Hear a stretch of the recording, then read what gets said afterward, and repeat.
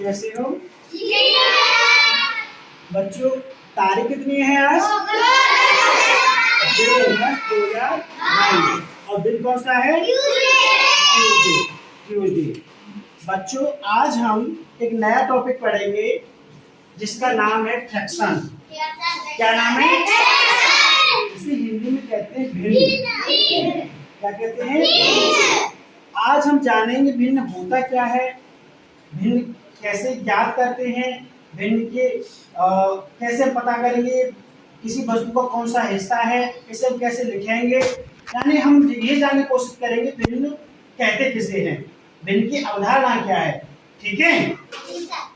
अब मेरे पास देख रहे हो ये क्या है? एक चार्ट है। क्या है ये? एक चार्ट है। दिख रहा है सबको? अब मैंने इसे एक बार ऐसे मोड़ दिया।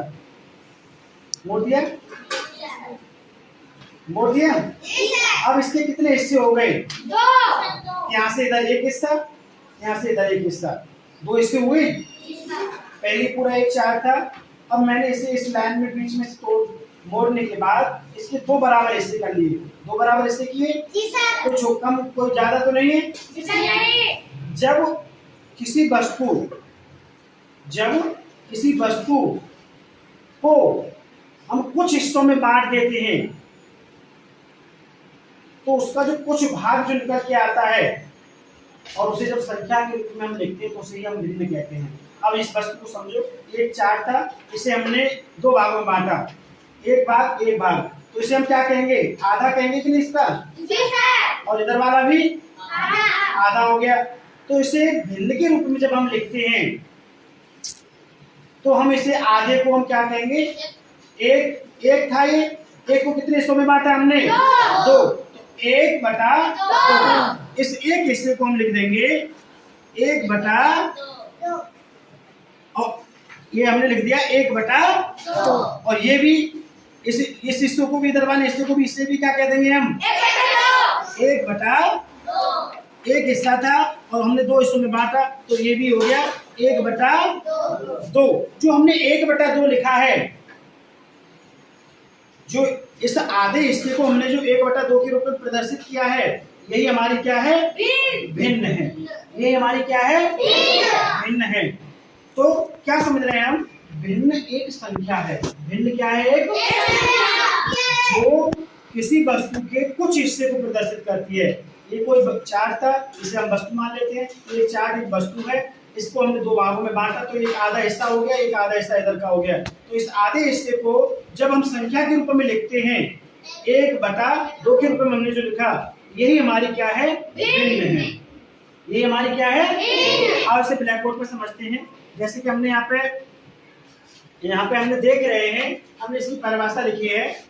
भिन्न वह संख्या है जो किसी वस्तु के कुछ भाग को प्रदर्शित करे। जो किसी वस्तु के कुछ भाग को प्रदर्शित करे। जैसे माना हमारे पास एक चॉकलेट है। हमारे पास क्या है? एक चॉकलेट। अब इसमें से हमने इसके 4 हिस्से किए। एक हिस्सा, 2 हिस्सा, 1 हिस्सा, 2 हिस्सा, 3 हिस्सा, 4 हिस्सा। ठीक है? अब इसे कितने, पहले पूरी एक चॉकलेट थी, अब इसे कितने हिस्सों में बांट दिया? 4 हिस्सों में। इसने कितने हिस्सों में बांट दिया? 4। अभी हमने यहाँ चार्ट को देखा था, पूरा एक चार्ट था और इसे कितने हिस्सों में बांटा था? 2 हिस्सों में। और प्रत्येक को हमने क्या कहा? 1/2। क्योंकि एक को हमने 2 हिस्सों में बांटा, तो 1 लाइन जो हमारी बटा 2।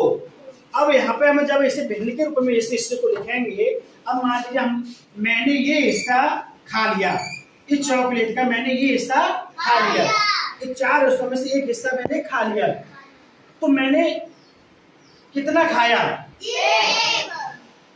एक हिस्सा खाया।